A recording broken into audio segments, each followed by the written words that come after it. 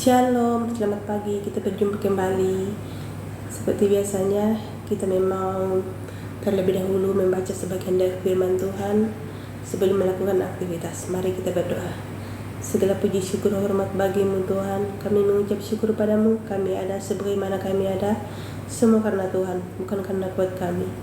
Buka mata hati kami Tuhan untuk memahami setiap firman-Mu. Di dalam nama Yesus, haleluya. Amin. Ya, kita sudah sampai di Mazmur pasal 78. Pokok perikopnya pelajaran dari sejarah. Nyanyian pengajaran Asaf. Pasanglah telinga untuk pengajaranku, hai bangsaku. Sendengkanlah telingamu kepada ucapan mulutku. Aku mau membuka mulut mengatakan amsal.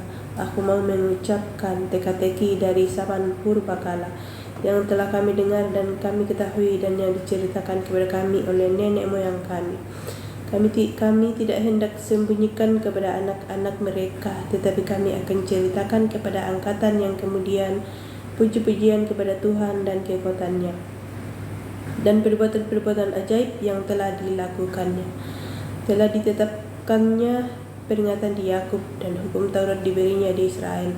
Nenek moyang kita diperintahkannya untuk memperkenalkannya kepada anak-anak mereka, supaya dikenal oleh angkatan yang kemudian, supaya anak-anak yang akan lahir kelak bangun dan menceritakannya kepada anak-anak mereka, supaya mereka menaruh kepercayaan kepada Allah dan tidak melupakan perbuatan-perbuatan Allah, tetapi memegang perintah-perintahnya. Dan jangan seperti nenek moyang mereka, angkatan pendurhaka dan pemberontak, angkatan yang tidak tetap hatinya dan tidak setia jiwanya kepada Allah. Bani Efraim, pemanah-pemanah yang bersenjata lengkap, berbalik pada hari pertemuan. Mereka tidak berpegang pada perjanjian Allah dan enggan hidup menurut Tauratnya. Mereka melupakan pekerjaan-pekerjaannya dan perbuatan-perbuatannya yang ajaib yang telah diperlihatkannya kepada mereka. Di hadapan nenek moyang mereka dilakukannya keajaiban-keajaiban di tanah Mesir, di padang Soan. Dibelanya laut, diseberangkannya mereka. Didirikannya air sebagai bendungan. Dituntunnya mereka dengan awan pada waktu siang dan semalam suntuk dengan terang api. Dibelanya gunung batu di padang gurun. Diberinya mereka minum banyak air seperti dari samudera raya. Dibuatnya aliran air keluar dari bukit batu dan dibuatnya air turun seperti sungai. Tetapi mereka terus berbuat dosa terhadap Dia dengan memberontak terhadap Yang Maha Tinggi di padang kering. Mereka mencobai Allah dalam hati mereka dengan meminta makanan menuruti hawa nafsu mereka. Mereka berkata terhadap Allah, sanggupkah Allah menyajikan hidangan di padang gurun? Memang Ia memukul gunung batu sehingga terpancar air dan membanjiri sungai-sungai. Tetapi sanggupkah Ia memberikan roti juga atau menyediakan daging babi bagi umatnya? Sebab itu ketika mendengar hal itu Tuhan gemas. Api menyala menimpa Yakub, bahkan murka bergejolak menimpa Israel. Sebab mereka tidak percaya kepada Allah dan tidak yakin akan keselamatan daripadanya. Maka Ia memerintahkan awan-awan dari atas, membuka pintu-pintu langit, menurunkan kepada mereka hujan manna untuk dimakan, dan memberikan kepada mereka gandum dari langit. Setiap orang telah makan roti, malaikat Ia mengirimkan perbekalan kepada mereka berlimpah-limpah. Ia telah menghembuskan angin timur di langit dan menggiring angin selatan dengan kekuatannya. Ia menurunkan kepada mereka hujan daging seperti debu banyaknya dan hujan burung-burung bersayap seperti pasir laut. Ia menjatuhkannya ke tengah perkemahan mereka, sekeliling tempat kediaman itu. Mereka makan dan menjadi sangat kenyang. Ia memberikan kepada mereka apa yang mereka inginkan. Mereka belum merasa puas, sedang makanan masih ada di mulut mereka. Maka bangkitlah murka Allah terhadap mereka. Ia membunuh gembong-gembong mereka dan menewaskan teruna-teruna Israel. Sekalipun demikian mereka masih saja berbuat dosa dan tidak percaya kepada perbuatan-perbuatannya yang ajaib. Sebab itu membuat hari-hari mereka habis dalam kesia-siaan dan tahun-tahun mereka dalam kekejutan. Apabila Ia membunuh mereka, maka mereka mencari Dia. Mereka berbalik dan mengingini Allah. Mereka teringat bahwa Allah adalah gunung batu mereka dan bahwa Allah yang Maha Tinggi adalah penebus mereka. Tetapi mereka memperdaya Dia dengan mulut mereka, dan dengan lidahnya mereka membohongi Dia. Hati mereka tidak tetap pada Dia, dan mereka tidak setia pada perjanjiannya. Tetapi Ia bersifat penyayang, Ia mengampuni kesalahan mereka dan tidak memusnahkan mereka. Banyak kali Ia menahan murkanya dan tidak membangkitkan segenap amarahnya.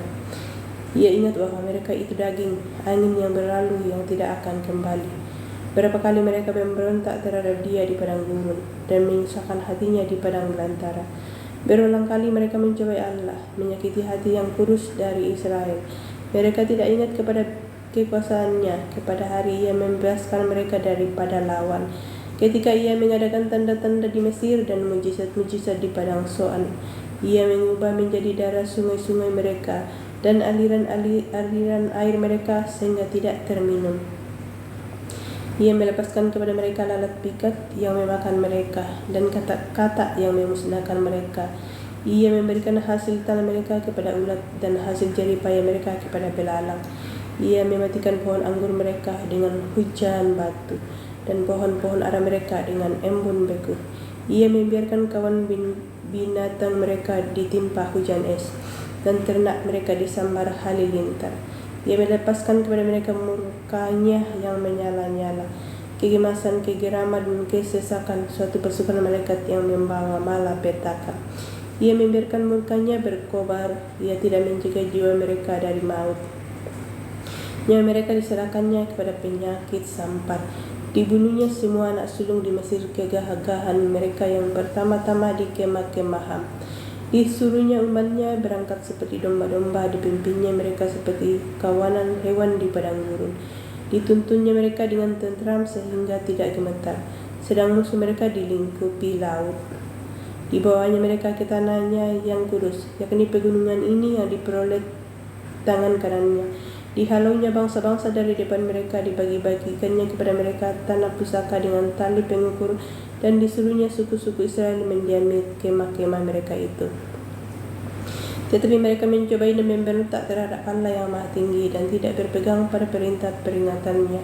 Mereka murtad dan berkhianat seperti nenek moyang mereka, berubah seperti busur memperdaya. Mereka menyakiti hatinya dengan bukit-bukit pengorbanan mereka, membuat Dia cemburu dengan patung-patung mereka. Ketika Allah mendengarnya, Ia menjadi gemas. Ia menolak Israel sama sekali. Ia membuang kediamannya di Siloh, kemah yang didiaminya di antara manusia. Ia membiarkan kekuatannya tertawan, membiarkan kehormatannya jatuh ke tangan lawan. Ia membiarkan umatnya dimakan pedang. Dan gemaslah Ia atas miliknya sendiri. Anak-anak teruna mereka dimakan api, dan anak-anak darah mereka tidak lagi dipuja dengan nyanyian perkawinan. Iman-iman mereka gugur oleh pedang, dan janda-janda mereka tidak dapat menangis. Lalu terjagalah Tuhan seperti orang yang tertidur, seperti pahlawan yang siuman dari mabuk anggur. Ia memukul mundur para lawannya, Ia menyebabkan mereka mendapat celah untuk selama-lamanya. Ia menolak kemah Yusuf, dan suku Efraim tidak dipilihnya, tetapi Ia memilih suku Yehuda, gunung Sion yang dikasihinya. Ia membangun tempat kudusnya setinggi langit, laksana bumi yang didasarkannya untuk selama-lamanya. Dipilihnya Daud hambanya, diambilnya Dia dari antara kandang-kandang kambing domba. Dari tempat domba-domba yang menyusui didatangkannya Dia untuk menggembalakan Yakub umatnya dan Israel miliknya sendiri. Ia menggembalakan mereka dengan ketulusan hatinya dan menuntun mereka dengan kecakapan tangannya. Demikianlah firman Tuhan. Kita bersyukur diberi kesempatan datang pada Tuhan. Kita adalah orang yang berbahagia, karena orang yang berbahagia adalah orang yang membaca firman Tuhan, merenungkannya serta mempraktekkan dalam kehidupan sehari-hari. Kita jumpa lagi. Tuhan Yesus memberkati. Shalom dan Immanuel.